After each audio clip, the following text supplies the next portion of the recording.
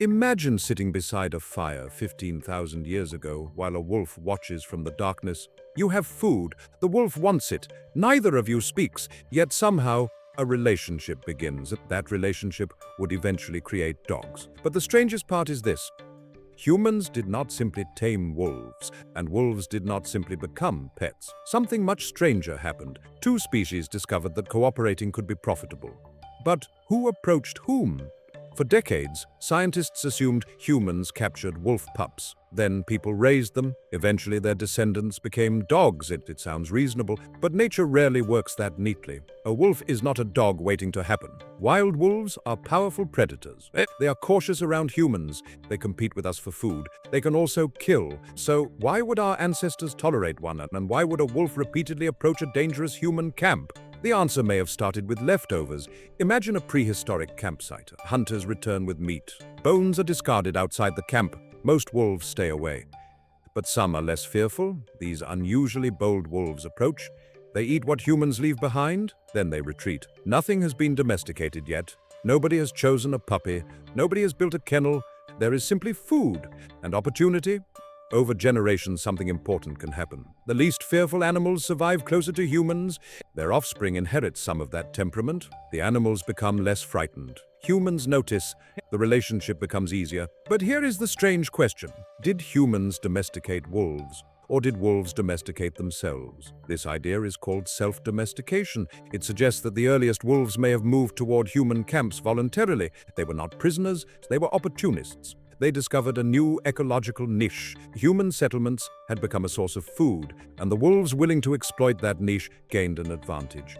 This changes the entire story. The first dog may not have been created by a human, it may have chosen the human, but there is another problem. Dogs did not appear overnight. The genetic separation between wolves and dogs likely reaches tens of thousands of years. Some estimates place their divergence somewhere around 20,000 to 40,000 years ago. That means the story may have started long before agriculture, long before permanent villages, long before anyone called themselves a farmer. Our ancestors were hunter-gatherers. They followed migrating animals. They lived in temporary camps, and they depended on cooperation. That cooperation may have created the perfect environment for an unusual animal, a wolf that could tolerate humans, a wolf that could read human behavior, a wolf that could live around our fires. Over time, the advantages became enormous. Humans could provide food, wolves could provide something else: warning, protection, tracking, and eventually hunting assistance. A wolf could hear something approaching before a human noticed. It could smell animals hidden beyond sight. It could follow a trail through terrain that confused us. And it could chase prey. The partnership was becoming useful, but there was another advantage. Wolves were already social animals. They understood cooperation. They watched body language. They followed leaders. They communicated with sound and movement. Humans were also intensely social. That may have made the relationship unusually powerful. Two social species were learning each other's signals.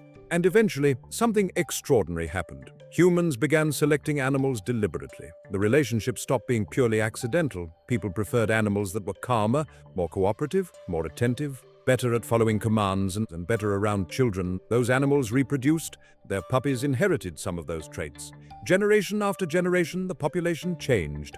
The wolf became something new, the dog. But the archaeological evidence is complicated. Some ancient remains look dog-like, others look more like wolves, and researchers still debate exactly where domestication began. There may not have been one single birthplace. There may not have been one first dog. There may have been several populations interacting with humans at different times. Think about what that means. The beginning of the dog may not have been a moment.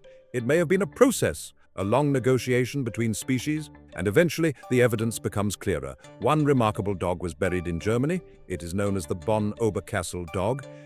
The burial dates to roughly 14,200 years ago. But this was not simply an animal thrown into a pit. The dog was buried alongside two humans. That matters, because burial suggests something beyond usefulness. Someone cared enough to place the animal with people.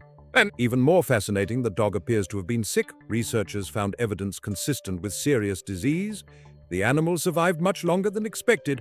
That survival suggests something important. Humans probably cared for it. They fed it, they protected it, they kept it alive. So the relationship had changed. The animal was no longer simply useful, it had become emotionally valuable. And this may be one of the deepest secrets of domestication. At first, cooperation may have been practical, then it became social, eventually it became emotional. Humans did not just gain a hunting partner, we gained an animal capable of becoming family, but dogs were changing too. Their bodies changed, their skulls became different, their teeth changed, their coats became wildly diverse.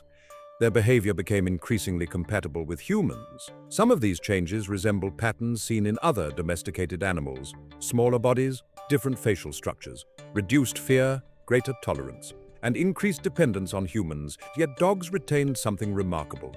They still understood wolves, they still carried ancient instincts. A modern dog can chase, guard, track, dig, play, and form powerful social bonds. Underneath the ridiculous costumes and squeaky toys is an ancient predator, a predator that once watched our ancestors from the edge of a fire. But perhaps the most surprising part is what dogs changed in us. Humans began living with another species constantly. We watched them, talked to them, fed them, protected them. We learned their signals, they learned ours.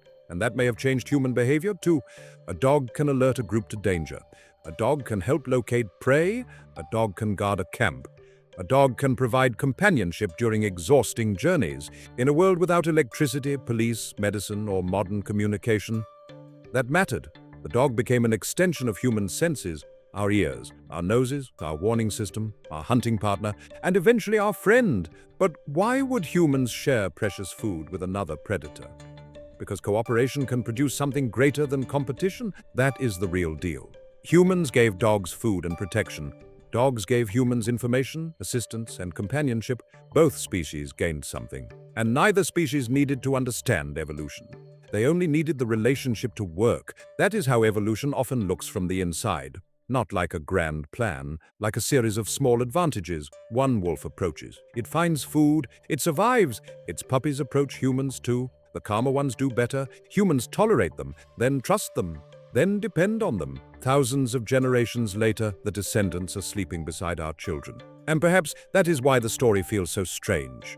The first dog was not simply an animal humans conquered. It may have been an animal that found a new way to survive, and humans found a new way to survive with it. The deal was never written. There was no contract, no handshake, no spoken agreement, just meat beside a fire, a cautious animal in the darkness. A human who did not throw a stone, and one decision repeated across generations. Come closer. That tiny decision changed both species. Today, more than 400 recognized dog breeds exist. A Chihuahua and a Great Dane look almost unrelated. Yet beneath their enormous differences is the same ancient partnership. The dog is proof that evolution can build a bridge between species. And maybe the strangest part is this: we think we domesticated the dog, but perhaps the dog was also domesticated by us. We changed their bodies, they changed our behavior. We selected them.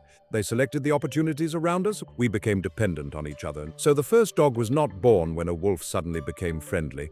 It was born through thousands of tiny choices: a wolf approaching a camp, a human leaving food behind, a puppy staying nearby, a hunter noticing its abilities, a family protecting it, a generation repeating the pattern, until predator and human became partners. The dog did not conquer the human world, it entered it. And humans did not simply create the dog.